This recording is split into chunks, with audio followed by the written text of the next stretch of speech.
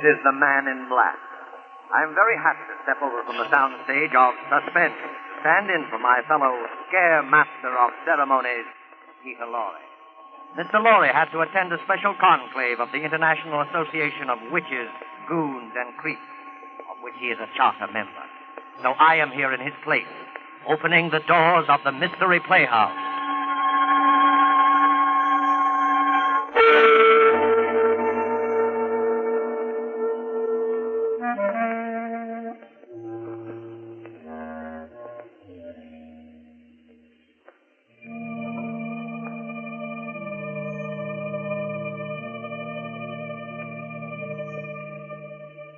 Tonight, the Mystery Playhouse has been fortunate enough to secure the services of that light-hearted raconteur of murder, horror, and the supernatural, the laughing boy of the inner sanctum, Raymond.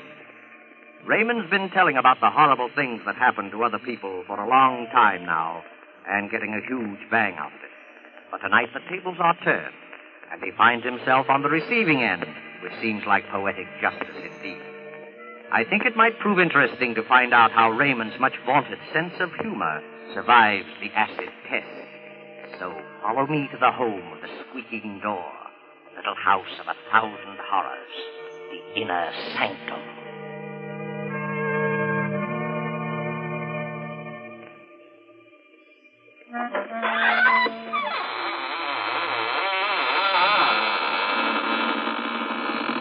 Good evening, friends. This is your host, Raymond.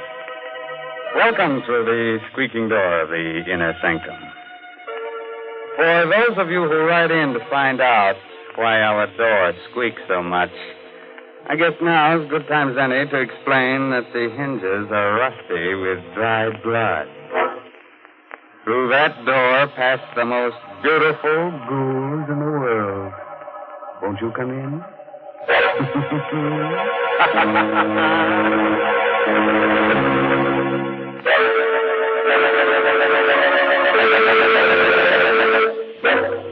Well, friends, are you ready? Good. Now remember, if you must scream, do it with your mouth closed, so you won't annoy the rest of your family.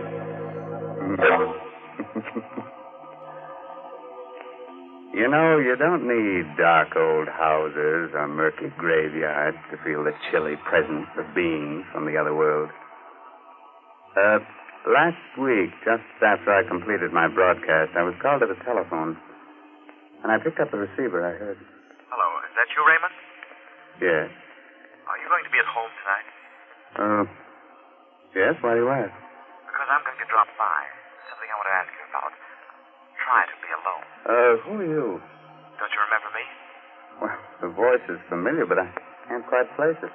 I'm Gideon Blake. I'll see you later, Ray. Goodbye. Now, there's nothing unusual about a call like that, except one thing. 10 years ago, my friend Gideon Blake was killed.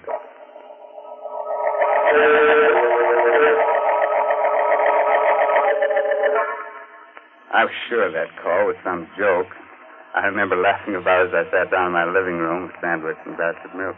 But later that night, I must have dozed off.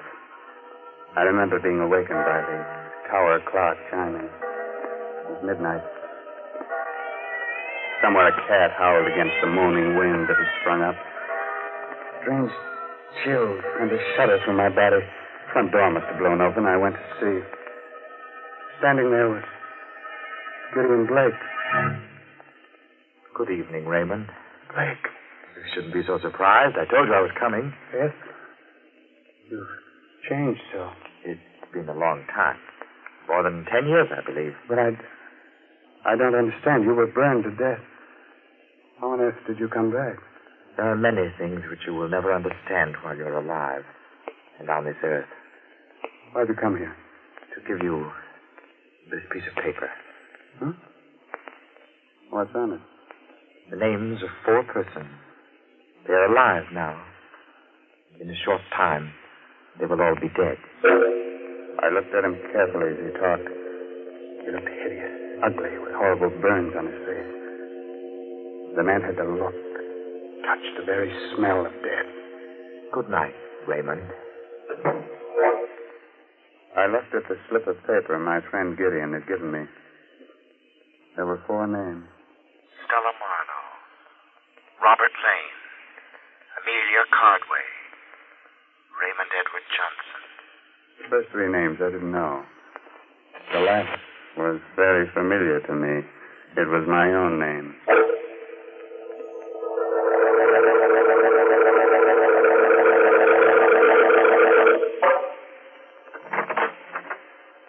Oh, hello, Raymond. Sit down. Thanks, Inspector Doyle. Cigar? No, thanks. What about that piece of paper I gave you? How'd you get it? I told you. Look, I'm a cop, Raymond. When I believe a story like that one, you can call the little men in the white coats. Oh. No, I'm sorry I bothered you, Inspector. Let's forget it. I can't forget it. Why? Because Blake wrote that note. Are you sure? We checked the handwriting. It's his. So are the fingerprints we found on it. How do you figure it? I don't yet. I am waiting for you I to told tell you me. everything. Hey, wait a minute. Maybe Blake's really alive. He got burned to death 10 years ago. Are you sure? Positive. We checked every angle of his death at that time because we thought he might have been murdered. Murdered? I never heard about that. Oh, Blake was with the department, you remember, working on a homicide case. The Laura Wilcox case, you remember? Oh, vaguely. We figured someone might have polished him off, but nobody did. It was an accident. Was this Wilcox murder ever solved? Well, no. Maybe those names I gave you have something to do with the Wilcox case. Why don't you check them? I did. None of your names figure. These people never heard of the Wilcox murder. Hey, Inspector, Yeah, what do you want, Gibson? weren't you interested in some information about a dame named Stella Marlowe? Yeah. She was the first name on that list you gave me, Ray. What about her? I just came through on the ticker. Stella Marlowe was found dead. Murdered.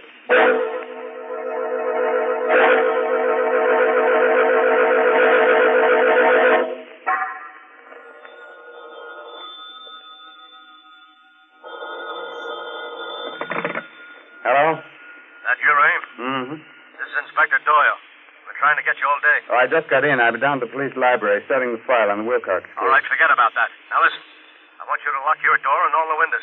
I'm sending down a red-headed cop to guard you. What? Don't let any dark-haired guy into your house, even if he's your own best friend. What's this all about? We're dealing with a homicidal maniac. The body of Stella Marlowe was dismembered. Remember. Tell my man to call me at headquarters when he arrives. Goodbye. Goodbye. Just after I hung up the phone, I noticed a little black box on the living room table. How it got there, I don't know, because my house was locked all day. I undid the black ribbon, opened it. What I saw inside fascinated and horrified me. It was a human hand. Suddenly a thought clicked in my mind. I recognized something on the hand.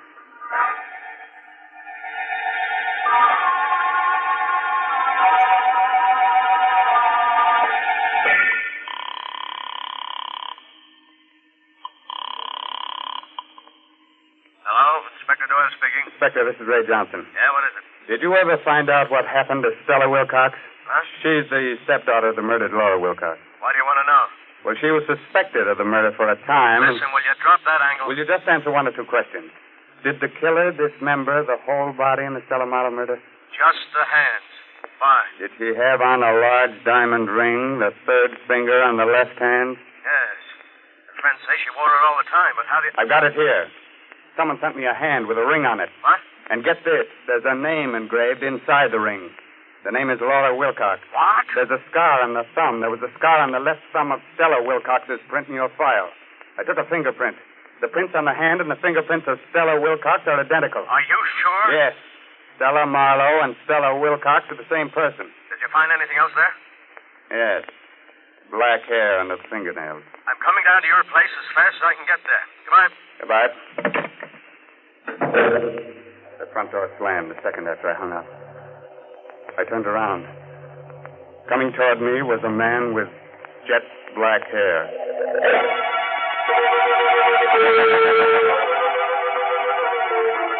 You know, I can face sudden, horrible death when it happens to other people, but when it happened to me,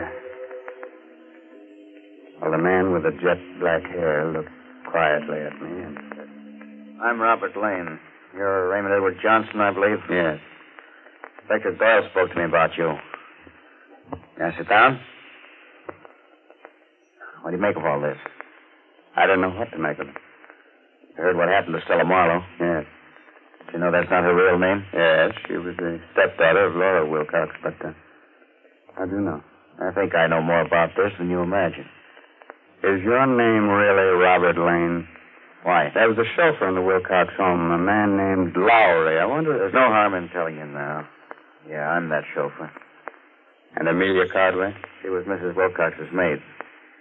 No, Johnson, the murder of Stella didn't come exactly as a surprise to me. Why? She poisoned her stepmother with the help of the maid, Amelia Cardway. But why am I involved in all this? Let's not fool each other.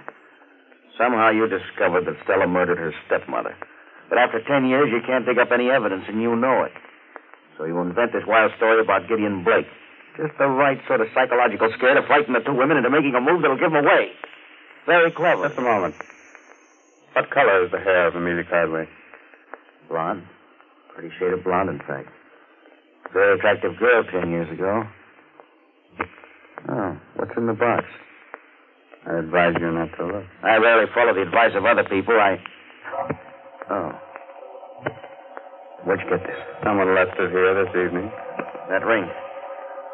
Old Lady Wilcox gave that to Stella on her 18th birthday. That's the hand of Stella. I understand why you asked about the hair, Johnson. The hair under the fingernails is black, just like mine. Mm-hmm. I wouldn't be surprised if an analysis showed that it was mine. And you killed her. The point is that I don't intend to give up my life to amuse you and your little crime hobby. What do you mean? You're going to learn about crime, Raymond, through a direct personal experience. I'm going to kill you. Let go of me,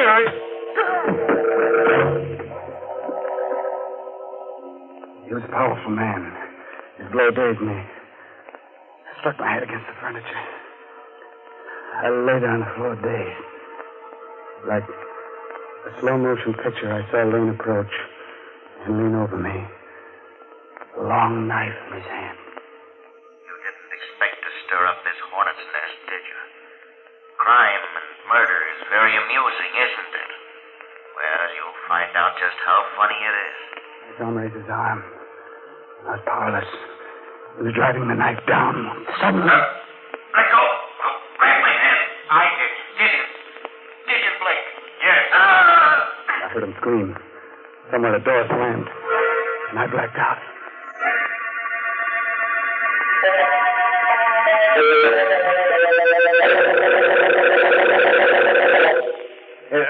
Here, get up, right? There you are. You're okay now. Come on, get up. Inspector Doyle. Hey, what happened here? We found you on the floor, out like a light. It was Lane, the Wilcox chauffeur. He tried to kill me. Lane? Lane's dead. There's the body. Huh? Did you kill him, Ray? No. Where does Amelia Cardway live? A few miles from here. Why? We've got to get over there right away. She killed the old lady, and she might have killed Stella, too.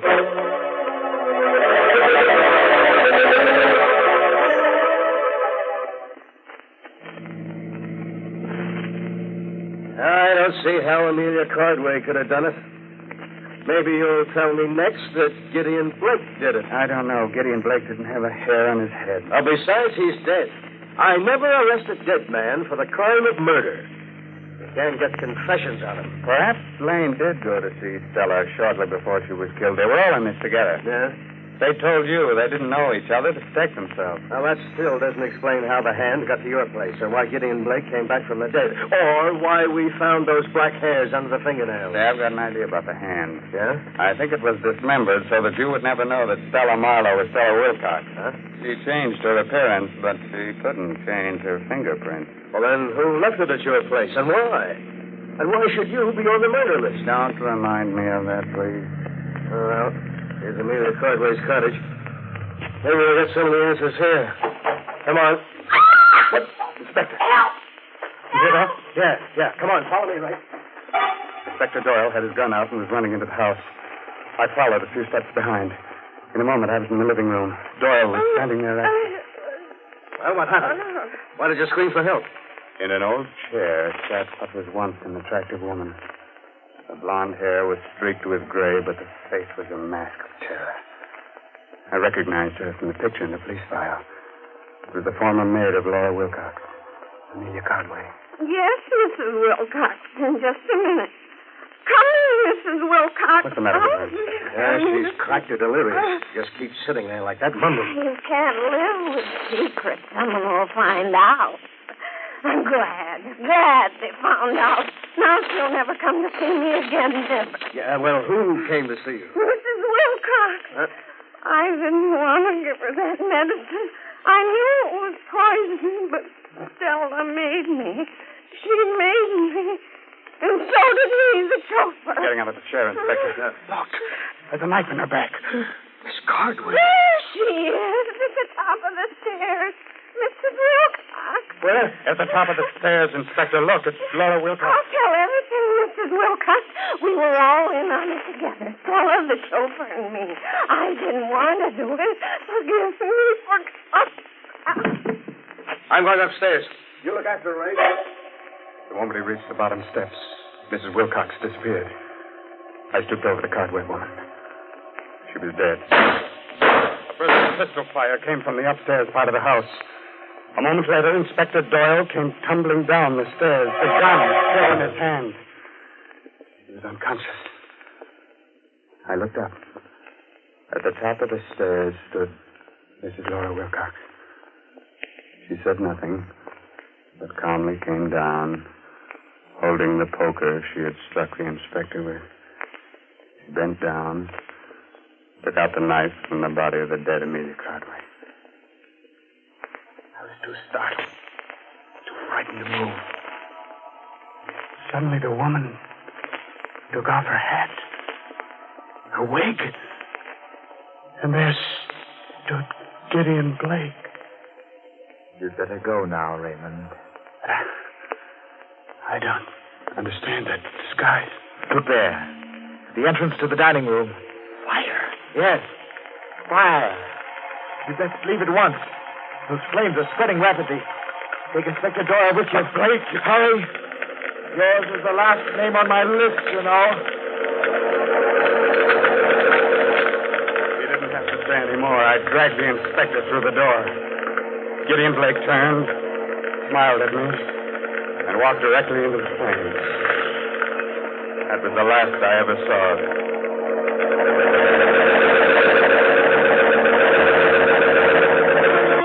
I found the missing pieces of the jigsaw puzzle. Hmm? Laura Wilcox was a twin sister of Gideon Blake. We dug up the birth records. Mm-hmm. So, that's why she looked so familiar. And that's why he murdered the three people. Because they killed his sister. He faked his own death in order to carry out justice himself. Yes, but that still doesn't explain why I was brought into it. Huh? A bit. That's simple. He wanted us to know what was going on so that we didn't hold some innocent person. Mm-hmm. Just one more question. Yeah, go ahead. How did Blake fake his own death 10 years ago? Now, we don't know exactly, but he must have done it. Did you find his body in the ashes of Amelia Cardway's cottage? Well, I guess they're there, but, it's impossible to identify them positively. Yeah, that leaves one other explanation.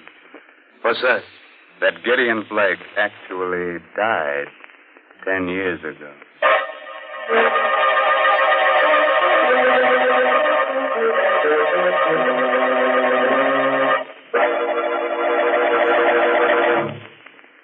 A word of advice, naturally. When you get killed, don't let your murderer slice your hands off. Because then you can never put the finger on it. Good night. Pleasant dreams.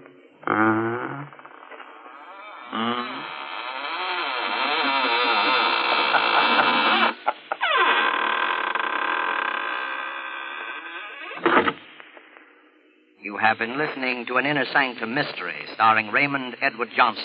Tonight's presentation in the Mystery Playhouse. At this point in our program, Peter Lorre tells me we usually go to the green room for a preview performance of our next Mystery Playhouse attraction.